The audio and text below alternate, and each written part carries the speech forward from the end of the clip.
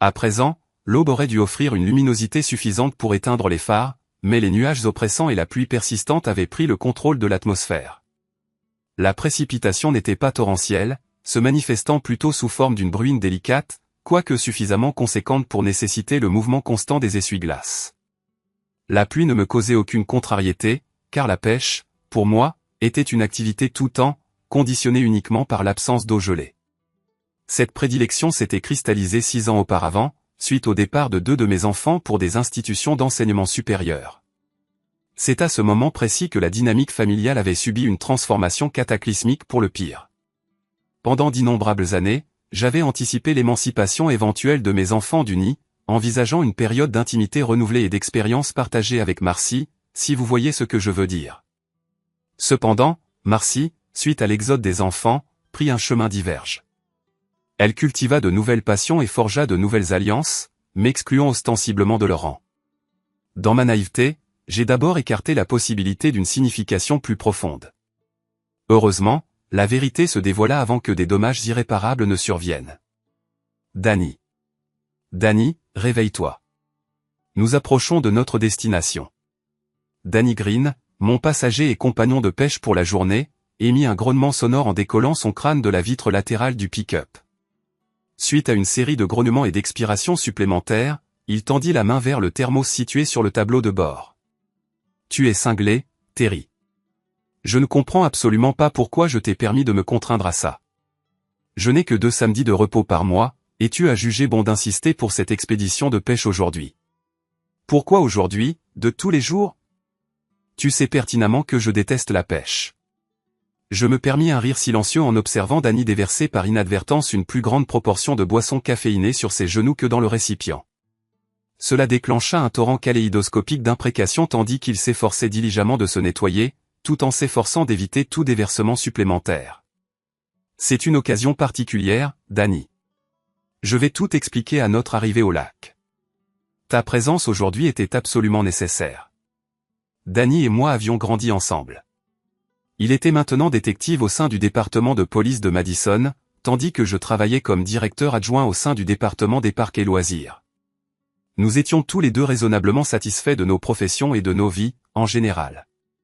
Nous n'étions pas, à proprement parler, des amis intimes, mais notre camaraderie était suffisante pour justifier des excursions de pêche communes. 10 minutes s'écoulèrent, après quoi la pluie diminua au point que nous pouvions mettre l'embarcation à l'eau sans être complètement trempés. Danny continua à émettre des imprécations et des grognements pendant que nous nous dégagions du mouillage et nous dirigions vers le lieu de pêche désigné. Comme prévu, le lac était exclusivement à nous. Personne d'autre ne possédait l'imprudence requise pour s'aventurer par un temps pareil. Le café avait été épuisé, ne laissant que des boissons maltées dans le récipient isotherme comme alternative. Danny commença à accéder au contenu de la glacière, mais se ravisa ensuite, malgré l'arrêt des précipitations. L'ambiance était humide et sombre, guère propice à la consommation de bière. Je n'avais prévu qu'une modeste quantité de vers de terre et une portion de gruau. Pas de vairons aujourd'hui. Après notre entrée clandestine dans une crique isolée, nous avons tous deux fixé des appâts à nos hameçons et lancé 2 lignes. Danny s'installa aussi confortablement que les circonstances le permettaient et fixa son regard directement sur moi. La communication verbale était superflue. J'avais parfaitement conscience de sa question. Danny, je t'ai sollicité aujourd'hui parce que j'ai besoin d'un alibi de pêche. Cette déclaration piqua sa curiosité. C'est quoi, bordel, un alibi de pêche? L'explication s'avéra moins que facile. Avec le recul, cela semblait probablement absurde. Bien sûr, pendant la phase de planification, je l'avais jugé ingénieux. Danny, j'ai besoin de pouvoir justifier que j'étais présent ici aujourd'hui, en train de pêcher. J'ai besoin de ta confirmation de cette affirmation. De plus, j'ai besoin de poissons comme preuve tangible pour dissiper tout soupçon que tu ne fasses que donner un faux témoignage en raison de notre amitié. Mon ami me lança un regard exaspéré en plongeant la main dans le récipient isotherme. Je ne m'attendais pas à ce qu'il choisisse une boisson pour atténuer le froid, mais plutôt pour s'accorder une période de contemplation afin de traiter mon explication invraisemblable. Il jeta un regard particulier dans ma direction et fit un geste avec sa main, signalant son désir d'éclaircissement supplémentaire tout en commençant à retirer le bouchon. Je n'offris aucune réplique.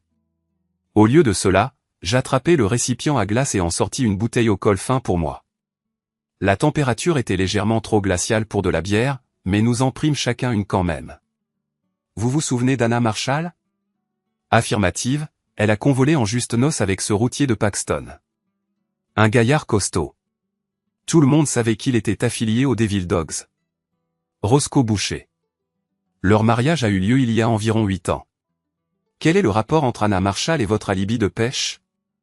Il y a environ 2 ans, Marcy a commencé à fréquenter Anna. Au début, j'ai simplement supposé qu'il s'agissait d'activités féminines habituelles. Vous comprenez, des virées shopping, des déjeuners, ce genre de choses. Continuez, continuez. Où voulez-vous en venir avec cette histoire, Terry? Danny, je ne suis pas l'individu le plus intellectuellement doué de cette municipalité, mais il ne m'a pas fallu un temps exorbitant pour constater que Marcy avait une liaison. Je souhaite éviter d'être mêlé à cette affaire, Terry. Je suis peu enclin à fourrer mon groin dans vos tribulations conjugales. Attendez, attendez. Je ne vous sollicite pas pour fourrer votre groin dans mes affaires familiales. Tout ce que je demande, c'est votre confirmation que j'étais présent ici avec vous aujourd'hui et que nous avons pêché quelques poissons comme preuve à l'appui. Des poissons comme alibi? Précisément. Sans poissons, toute affirmation que vous ferez pourrait engendrer des soupçons. Danny termina sa bière, mais s'abstint d'en prendre une autre. Nom d'un chien, Terry. Je crois que vous avez été exposé excessivement aux émissions télévisées policières. C'est la proposition la plus saugrenue que j'ai jamais rencontrée. Si j'atteste que nous étions en train de pêcher ensemble ce matin, cela devrait constituer la conclusion définitive. Je me sentirai plus en sécurité si nous avons du poisson. Je perçus un gémissement émanant de mon compagnon de pêche alors qu'il ajustait sa ligne, y fixant un nouvel annélide. Il inclina son crâne latéralement pour me regarder. Vous ne m'avez toujours pas expliqué la raison de notre présence ici, Terry. Vous n'avez toujours pas articulé pourquoi vous avez besoin d'un alibi. Je mis en marche le moteur à combustion pendant une durée d'environ 5 secondes, ce qui nous permit de nous rapprocher des lieux poissonneux proches de la zone littorale. J'ai commencé à m'intéresser vivement aux activités de Marcy, mais je restais incertain quant à la manière de gérer la situation. Elle affiche une aversion envers l'utilisation de dispositifs informatiques électroniques à quelque fin que ce soit, donc j'ai abandonné l'idée d'essayer de surveiller ses activités numériques. Marcy chérissait son appareil de télécommunication cellulaire, mais je ne savais absolument pas comment je pourrais obtenir des informations en surveillant ses échanges téléphoniques. Bon sang, j'aurais été dépourvu des connaissances requises pour exécuter cette tâche même si j'en avais eu l'envie. D'accord, je comprends. Vous êtes un inepte technologique. Par conséquent, quelles actions avez-vous entreprises? J'ai acquis 3 dispositifs d'enregistrement numérique à activation vocale chez Radio Shack. J'en ai placé un dans l'espace culinaire, un autre dans l'aire de vie principale et le dernier dans la chambre de repos. J'ai été contraint de déplacer l'appareil situé dans l'espace culinaire à 3 reprises avant qu'il ne cesse de capturer les bruits parasites émanant de l'appareil frigorifique et des autres appareils électroménagers. Étant donné notre présence ici dans des circonstances aussi extraordinaires, je suis contraint de postuler que cette stratégie s'est avérée efficace pour vous. Affirmative. Tout ce que j'ai glané au cours des 2 premières semaines, c'est que Marcy et Anna fréquentaient régulièrement 2 hommes. Cela a engendré une consternation si profonde que j'ai cessé d'écouter les enregistrements pendant une durée d'environ 1 semaine. Avez-vous déterminé leurs identités? Anna fréquentait un homme nommé Simon qui était employé au gymnase situé sur Bleecker Drive. Je n'ai jamais réussi à déterminer son nom de famille. Nous avons rencontré certains problèmes à cet endroit. Ce n'est pas le type de gymnase où les femmes au foyer se rendent habituellement pour faire de l'aérobic. Et qu'en est-il de Marcy? Connaissez-vous un homme nommé Carmen qui est employé chez Mansano Motor? Carmen Cambria? Oh, mon Dieu, vous êtes empêtré dans des difficultés. Cet individu est une source de tribulation importante. Nous essayons de l'appréhender depuis une période prolongée. Comment diable Marcy s'est-elle empêtrée avec lui? Je n'en ai aucune idée, mais il semblerait qu'ils se fréquentent depuis une durée approchant 1 an. Danny sortit 2 canettes du récipient isotherme et en propulsa une dans ma direction. Bon, Terry, je suis donc maintenant conscient que Marcy a une liaison avec Carmen Cambria, mais je ne comprends toujours pas pourquoi vous avez besoin d'un alibi. La plupart du temps, les échanges que j'intercepte entre Anna et Marcy sont dénués de toute signification substantielle. Cependant, le mardi précédent, à mon retour au domicile, l'enregistrement provenant du salon principal présentait une subtile divergence. J'en ai créé 2 copies et mis l'une de côté pour que vous puissiez l'examiner.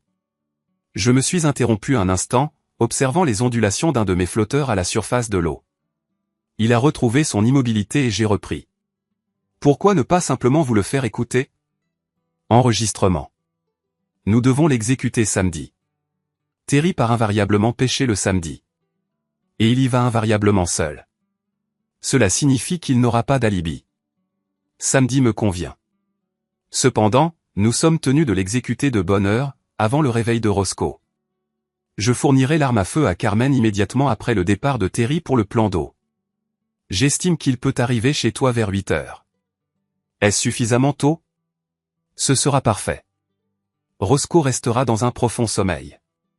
Il ne commencera pas à se déplacer avant midi environ, samedi. Carmen a affirmé qu'il lui tirera 2 projectiles dessus, un dans le crâne et un dans la région cardiaque, précisément comme c'est dépeint dans les films. Il effacera ses empreintes digitales et déposera ensuite l'arme à feu près du cadavre.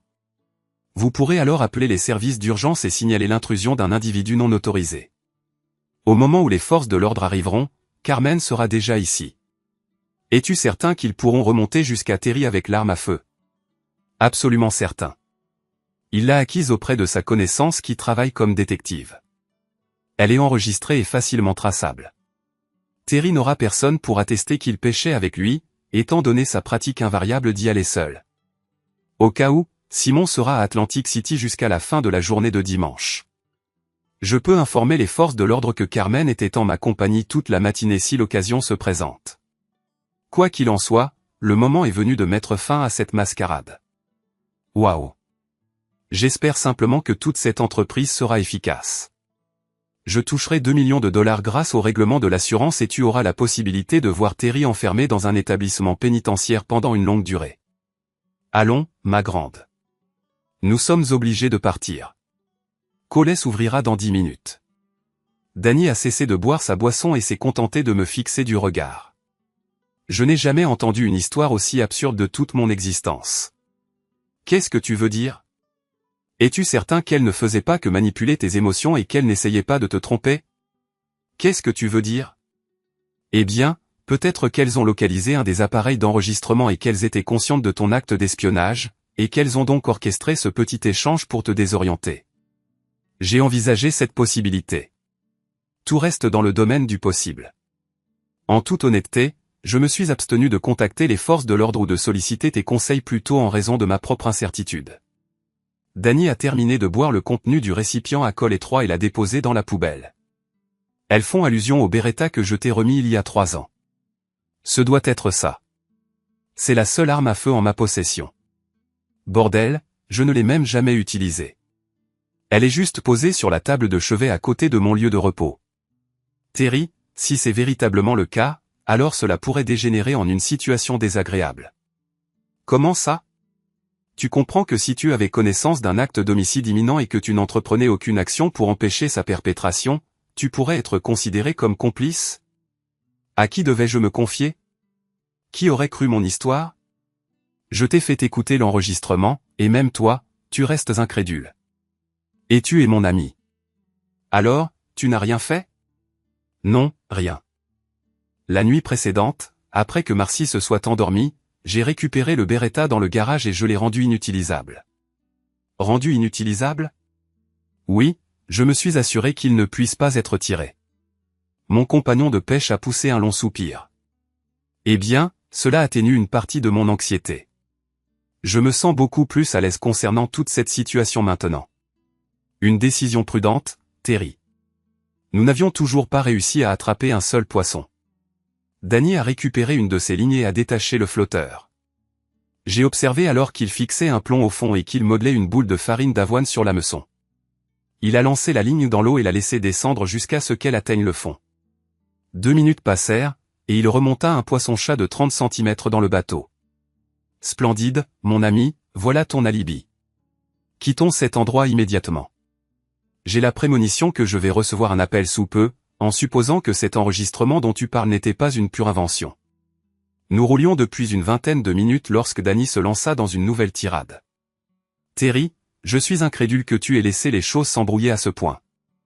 On dirait une de ces légendes urbaines bizarres qu'on trouve sur Internet. Rien de tout ça n'est logique. Allons, voyons.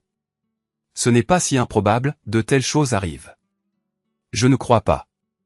C'est l'un des crimes les plus mal conçus du siècle. Personne ne serait assez stupide pour tenter une chose pareille.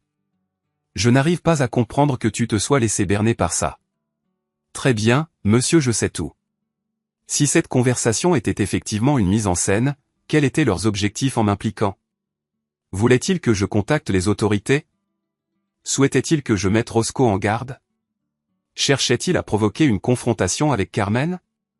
Peut-être que Marcy voulait simplement que je parte et que je demande le divorce. Pourquoi entreprendre un stratagème aussi élaboré? Je ne sais pas. Je ne peux tout simplement pas croire à tout ça. Pourquoi abandonnerait-il une arme à feu avec toutes les empreintes méticuleusement effacées si leur intention était d'accuser quelqu'un? Qu'en est-il des résidus de tir et de l'acide désoxyribonucléique? Nous ne vivons plus au XXe siècle. Nous possédons maintenant une technologie capable de résoudre ces questions de preuve. Ah. Et qui consomme trop de télévision maintenant? Le temps qu'ils aient tout analysé, je serais en train de croupir dans une cellule de prison. Danny commençait à esquisser un sourire lorsque son téléphone portable sonna. Inspecteur Green, que se passe-t-il? Pendant que Danny écoutait la conversation, j'ai remarqué qu'il murmurait silencieusement les mots « Oh, merde ». D'accord, donnez-moi l'adresse précise, même s'il me faudra probablement une dizaine de minutes pour arriver. Gardez tout le monde à l'intérieur de la maison, et ne touchez à rien, sauf en cas d'absolue nécessité. Danny a terminé l'appel et s'est affalé sur son siège. J'imagine que tu connais le chemin pour aller chez Roscoe et Anna. 5 minutes plus tard, il a jeté un coup d'œil dans ma direction. Efface ce sourire de ton visage, espèce de vaurien insolent. Ce n'est pas le moment de plaisanter. Je souriais encore en arrivant à la maison. Danny a rapidement intercepté les ambulanciers alors qu'ils poussaient une civière vers le van. Après avoir jeté un simple coup d'œil à l'occupant, il a secoué la tête, incrédule. Un officier en civil s'est approché de lui, et ils se sont rapidement retrouvés en pleine discussion animée, avec des bras gesticulants et des cris étouffés. Dans la rue, il y avait au moins 4 voitures de patrouille en noir et blanc avec leurs gyrophares allumés. Danny m'a fait signe de venir alors qu'il se dirigeait vers la maison. Inspecteur Wallace, voici Terry Conner. Terry, voici Don Wallace. Alors que je tendais la main pour le saluer, il a fait remarquer avec désinvolture, « Ah, vous êtes la personne associée à l'arme à feu. » C'était formulé comme une affirmation, mais exprimé comme une question. Danny s'est arrêté et s'est tourné vers lui. « Wallace, qui vous a dit que l'arme à feu appartenait à Terry Don ?» Wallace a paru quelque peu déconcerté par la question. « C'est Madame Boucher. » Je lui ai demandé à qui appartenait l'arme à feu, et sans hésitation, elle a répondu, « Terry Conner. » Don, comment pouvait-elle le savoir? Je ne comprends pas. Comment Anna Boucher pouvait-elle être au courant du fait que l'arme à feu appartenait à Terry Conner? Je ne sais pas. Demandez à quelqu'un de l'escorter au poste, nous avons beaucoup de choses à discuter. L'inspecteur Wallace est entré dans la maison. Danny a jeté un coup d'œil en direction de l'ambulance qui s'éloignait. Je n'ai pas vu grand-chose, Danny, mais d'après ce que j'ai pu observer, il était mal en point. Est-ce que Roscoe va s'en sortir? Roscoe? Roscoe n'a rien. Le tas de chair ensanglantée en route pour l'hôpital, c'était Carmen Cambria. Oh, Terry, je croyais que tu avais dit que tu avais désactivé l'arme. C'est ce que j'ai fait. Bon sang. Ça a pris presque 2 heures. Qu'est-ce que tu as fait exactement? J'ai percé un petit trou dans le canon et j'y ai inséré un boulon. Une fois terminé, il semblait bloquer le canon de façon assez efficace. J'ai usé 4 forêts pour faire ce trou. Pourquoi me demandes-tu ça? Pourquoi n'as-tu pas simplement enlevé le percuteur? Je n'avais pas les connaissances nécessaires pour faire ça. Danny a expiré profondément et m'a offert un faible sourire. Il semble que Carmen ait choisi de réveiller Roscoe juste avant d'essayer de lui tirer dessus. J'imagine que c'était une forme de posture macho. Quoi qu'il en soit, quand Carmen a pointé l'arme sur la tête de Roscoe et a appuyé sur la détente, le pistolet a explosé, lui sectionnant la moitié de la main. Il a perdu son pouce et 2 autres doigts. Il n'a fallu que quelques secondes à Roscoe pour comprendre la situation. Il continuait à rouer Carmen de coups 5 minutes plus tard lorsque les autorités sont finalement arrivées. Elles ont dû utiliser un taser pour le séparer. Bon, je suppose que je l'ai un peu cassé. Il n'a pas vraiment fonctionné comme prévu. Mon Dieu, Terry, je n'arrive pas à croire tout ça. Quand nous sommes entrés dans la maison, le détective Wallace escortait Anna, menottes au poignet. Je crois qu'il avait décelé quelque chose. Danny a jeté un coup d'œil à Wallace lorsqu'il est passé. Allez au 321 David Drive et arrêtez Marcy Conner aussi. Et quoi que vous fassiez, empêchez-les d'interagir. Utilisez 2 véhicules. Roscoe était assis à la table de la cuisine. Un ambulancier lui soignait les mains avec une sorte d'antiseptique. Ça devait être douloureux, mais il n'a même pas sourcillé. Il a brusquement levé la tête en remarquant Danny et moi. Terry. Terry, ce fichu flingue était à toi. J'ai jeté un regard coupable à Danny, ne sachant pas quoi dire. Oui, il est à moi, mais je ne le lui ai pas donné. Je le garde dans ma table de chevet pour me protéger.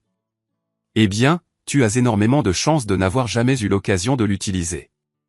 Je ne sais pas ce qui n'allait pas avec, mais t'es un sacré vénard. Danny a compris ma situation et est intervenu. Roscoe, Terry a découvert le plan de Carmen, mais il ne savait pas comment s'y prendre.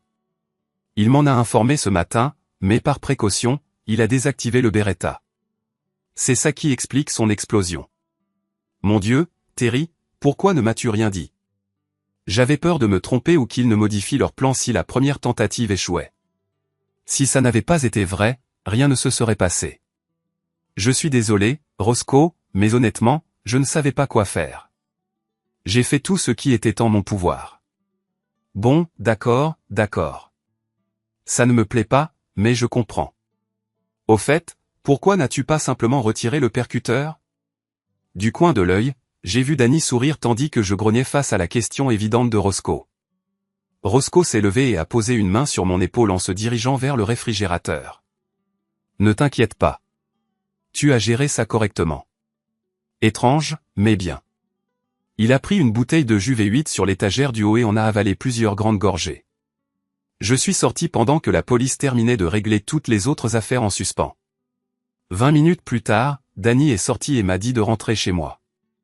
Je ne m'y attendais pas avec enthousiasme, mais Marcy ne serait pas là de toute façon, donc ça n'avait pas d'importance. En arrivant chez moi, j'ai découvert que Marcy avait préparé du café frais. J'ai supposé qu'elle attendait de la visite. J'ai bu 2 tasses et me suis effondré sur le canapé pour faire une sieste. Se lever à 4 heures du matin provoque parfois de la somnolence plus tard dans la journée. Environ 5 heures plus tard, j'ai été réveillé par un appel téléphonique. Terry? Terry, c'est Wilbur. Marcy vient de me contacter depuis le palais de justice et m'a demandé de payer sa caution. Elle n'a pas donné plus de détails. Que se passe-t-il? Pourquoi ne vous a-t-elle pas contacté, vous? Wilbur, j'ai peur que votre fille n'ait rencontré des difficultés. Elle ne m'a pas contacté, en fait, elle ne veut probablement même pas me parler. Tu seras obligé d'obtenir des explications directement d'elle, car j'ai peur que tu ne me crois pas mince, ça a l'air mauvais. Est-elle blessée ou quelque chose comme ça? Non, elle est indemne. Cependant, après avoir payé sa caution, ramène-la chez toi. Je livrerai tous ses vêtements et ses affaires dès que possible. Peux-tu réunir les fonds nécessaires? Oui, ça ne posera pas de problème. Et les enfants? Sont-ils au courant? Je les informerai, Wilbur. Ne t'inquiète pas. Après que mon beau-père ait raccroché, j'ai attrapé une demi-douzaine de sacs poubelles et j'ai commencé à les remplir avec les affaires de Marcy. J'ai d'abord vidé les commodes, puis les placards et la salle de bain. Tout le reste, elle pourrait le récupérer plus tard. J'ai placé le poisson alibi à côté de ses plus belles robes et j'ai déposé les sacs dans la benne du camion. J'ai téléphoné à mon fils, Benson, à son appartement à Clarksville. Il était stationné à Fort Campbell depuis 2 ans. Je l'ai informé que sa mère avait rencontré quelques petits problèmes, mais j'ai évité de donner plus de détails. J'étais conscient qu'il avait encore beaucoup de questions, mais je ne voulais pas y répondre à ce moment-là. Ma fille, Sharon, n'a pas reçu la nouvelle avec autant de sang-froid. Elle vivait à Baltimore avec son nouveau mari depuis environ 1 an. Comme j'ai refusé d'élucider la situation, elle m'a fait savoir qu'elle rentrerait à la maison dès le lendemain matin. Pour une raison inexplicable, elle semblait un peu mécontente de moi. Je n'ai pas insisté. 20 minutes plus tard, j'ai déposé tous les sacs de Marcy sur le porche de la maison de ses parents. En arrivant, il n'y avait personne et je n'avais pas envie de traîner. Je suis parti dîner à l'Outback. Il ne fut pas aisé de trouver une place de parking avec un bateau dans la benne du pick-up. Cette nuit-là, je dormis comme un loir. Le dimanche, je ne pouvais pas faire grand-chose, alors je consacrai la journée à inventorier tout ce que je possédais. Je décidai qu'il était temps de passer à autre chose. Je fis deux listes, ce que je pouvais abandonner et ce que je voulais emporter avec moi. C'était assez simple. Je résolus de prendre tout l'argent que je pouvais obtenir et d'abandonner tout le reste. Je n'avais pas besoin de la maison, et comme mes besoins étaient modestes, je pouvais trouver un emploi, sous une forme ou une autre, presque n'importe où. À ce moment-là, je ne voyais aucune justification à un divorce. J'avais presque terminé de tout organiser quand Sharon est arrivée. Ma fille était inhabituellement discrète quand nous sommes entrés dans la cuisine. Elle s'installa confortablement pendant que je préparais une nouvelle cafetière. Finalement, la conversation commença et je pris place. « Je suis désolé pour tout ça, papa. »« Tu n'as aucune raison d'être désolé, » répondis-je. Pendant les 5 premières minutes, j'étais au téléphone avec maman. Elle hurlait que tu avais tenté d'assassiner un homme nommé Carmen, quelqu'un dont je n'ai jamais entendu parler. Plus tard, j'ai découvert que c'était son amant. Je n'avais aucune idée qu'elle t'était infidèle depuis plus d'1 an. Quand je lui ai demandé pourquoi elle était incarcérée et pas toi, elle s'est lancée dans une violente tirade. Pendant que grand-maman essayait de la calmer, grand-papa m'a escorté dans la cuisine et m'a tout expliqué. Apparemment, il a appris toute l'histoire au tribunal, auprès de Danny Green, pendant qu'ils organisaient sa libération. Sharon, je suis désolé que tu aies été entraînée dans tout ça. J'ai essayé de te protéger, ainsi que Benson. Ce n'est pas quelque chose que vous aviez vraiment besoin de savoir. Je versai 2 tasses de café, ajoutant de la crème dans la sienne. En fait, je sais tout ce que j'ai besoin de savoir. Je suis venu ici avec l'intention de soutenir maman, mais honnêtement, je n'en ai plus envie. Je rentre directement à la maison d'ici. As-tu besoin d'aide? Non, ça ira. Mais j'ai bien peur que ce fiasco ne fasse de moi la risée de la ville. J'ai l'intention de partir un certain temps. Je ne sais pas où et je ne sais pas combien de temps, mais je serai parti dans les prochains jours. Tu ne vas pas rester pour le procès de maman? Non. Demain, je dois témoigner sur ce qui s'est passé, mais après ça, ils disent que je suis libre. S'ils ont besoin de moi pour autre chose, ils sauront comment me trouver. Je voulais dire, vas-tu rester pour aider ou soutenir maman? Tu plaisantes, j'espère? Elle a essayé d'assassiner un homme pour l'argent de l'assurance et de me faire accuser, pour pouvoir être avec son amant pendant que je pourrissais en prison pendant des années. Pourquoi voudrais-je faire quoi que ce soit pour l'aider? Nous avons conversé pendant encore 10 minutes, puis Sharon est repartie pour Baltimore. La journée allait prendre une tournure intéressante. Je n'avais pas particulièrement faim, alors je me suis contenté de mettre un muffin anglais dans le grille-pain pour le dîner. La première fois que j'ai entendu le grondement, j'étais en train de sortir de la nourriture du four. Avant que le grille-pain n'ait terminé son cycle, le grondement s'était transformé en un rugissement assourdissant. Cela a certainement attiré mon attention. Je suis sorti par la porte d'entrée et j'ai observé au moins 30 motos s'arrêtant devant la maison. Je n'ai eu aucune difficulté à reconnaître Roscoe sur la moto de tête. Il n'y a pas eu de discussion. Il s'est simplement approché de moi, m'a tendu un casque et s'est retourné vers la Harley. Je l'ai suivi et je suis monté sur la selle derrière lui. En nous éloignant, je me suis rendu compte que je n'avais même pas fermé la porte d'entrée de ma maison. J'ai gloussé parce que je savais que cela ne m'importait pas. Au début, c'était exaltant, mais au bout d'1 heure, j'en avais assez. Il n'était pas difficile de déduire que nous nous dirigions vers Atlantic City, et j'avais une idée assez précise de la raison. Ce que je ne pouvais pas déterminer, c'était quel serait mon rôle dans tout cela. Au moment où nous sommes arrivés au Taj Mahal, le nombre de motos avait en quelque sorte doublé.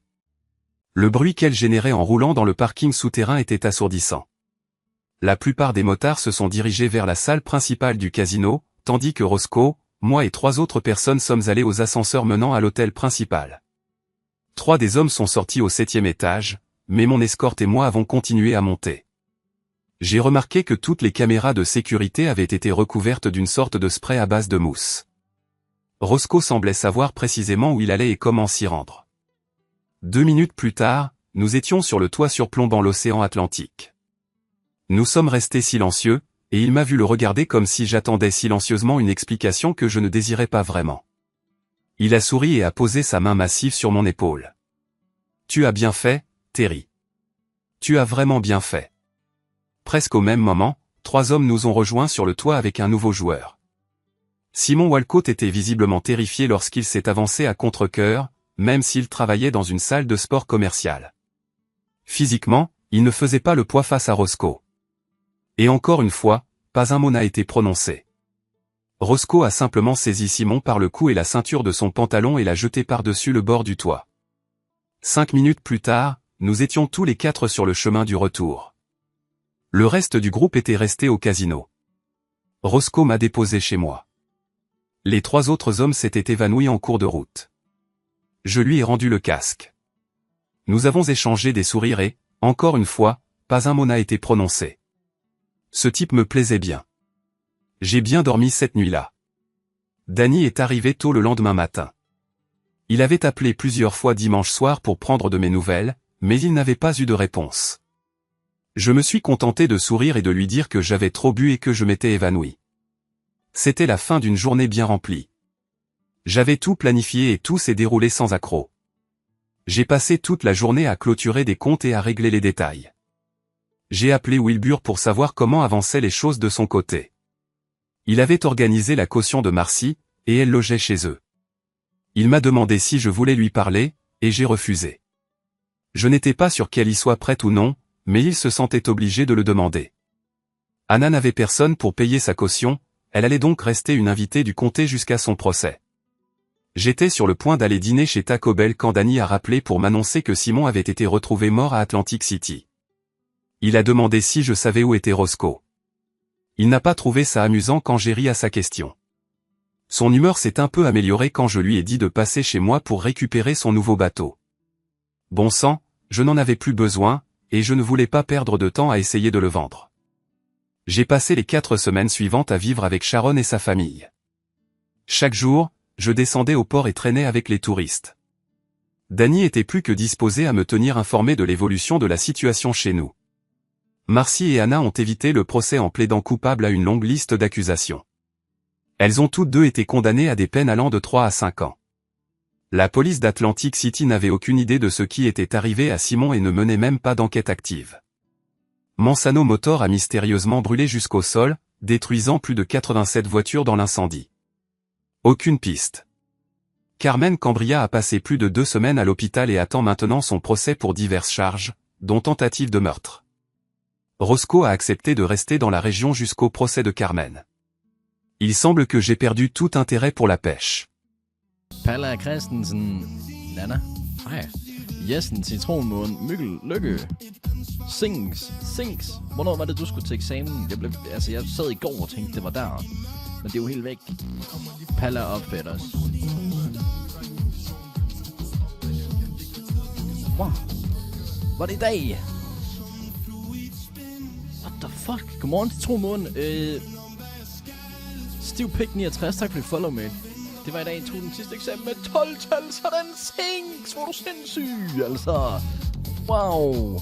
Hvor god. Hej Mr. MH, hvad så er Wild Side Dick 450? Men 2 stream streak, tak for det. Musse, men 2 stream streak, tak for det. Opfik, men 25 stream streak, tak for det, altså. Wow, hvor er I vilde. Jesus Christ. Hvor kæft, jeg har det varmt i dag, by the way. Det er legit 40 grader. Ikke hate watcher mere. 25 stream streak, tak for det. Fedt nok, du ikke overså det. Jamen, jeg gider ikke svare på sådan nogle ting i chatten. Vi tager det bare i plenum, forstår du, hvad jeg mener? Hr. Christensen også, hvis jeg ikke har sagt det. Mikkel, tusind tak for de 5 streamstreakers. Der er simpelthen mange loyalties herinde. Musse, velkommen til. Så har vi My og Mu og Mi. Så mangler vi... Nej. Jo, vi mangler Mo. Går du også gambling, man? Cap. Hvis jeg får 200.000 kroner om måneden, så gambler jeg lige nu. Så er det sagt. Men udover det, så nej, jeg har ikke fået nogen deals. Aha, okay. Mo og My og Mu og Mi og Mag.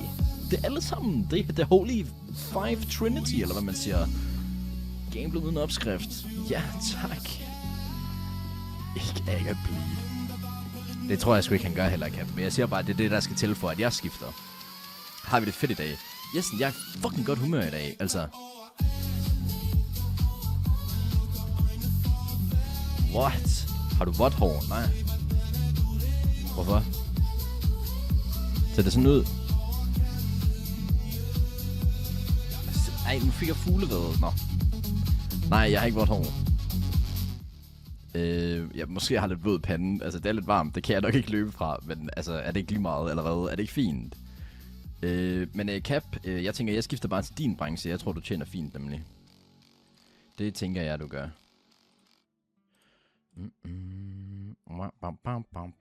Hej Martin, flot skjorte. Hej Carl, tusind tak for det. Thank you. Det var mandag på en mandag, indtil du gik live. Ja, det sagde vi.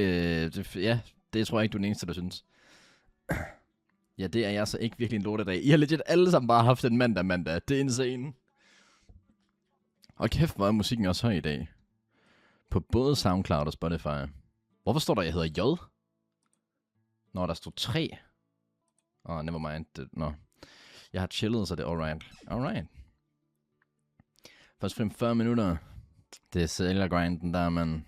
Sådan er det jo. Nå, vi har nogle ting, vi skal snakke om i dag. Hvad så Clips? Velkommen til. Jeg kan se, at der lige blev sendt noget ind på min Discord. Det finder jeg lige hurtigt frem her.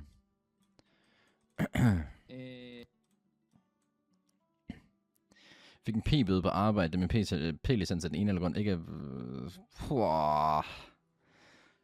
Det er grumt. Kan man gøre noget ved det? Eller er det bare en lucky? Pengene sover aldrig. Det er rigtigt. Hvis jeg var god til at sælge ting, så havde jeg også bare blevet sælger. Forstår du, hvad jeg mener?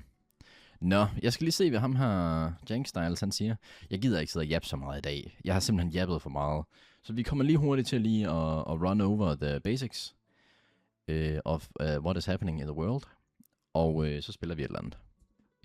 Jeg ledte efter min controller i dag, men jeg kunne ikke finde den. Du ligner low-key en bilsælger. Irriterende, hvis jeg skal sælge en bil.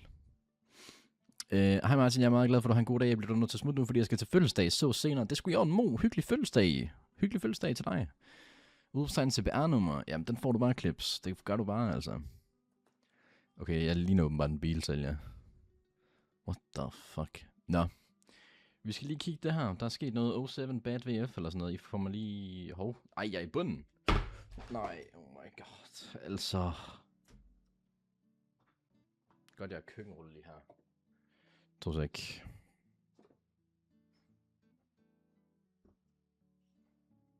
Fucking hader. Var det Pepsi? Nej, det var det ikke engang.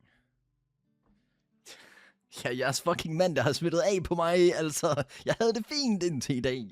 Eller indtil nu. Eller hvad man siger. For helvede. Nå, men jeg tror, det er fint nok, jeg er oppe nede i bunden.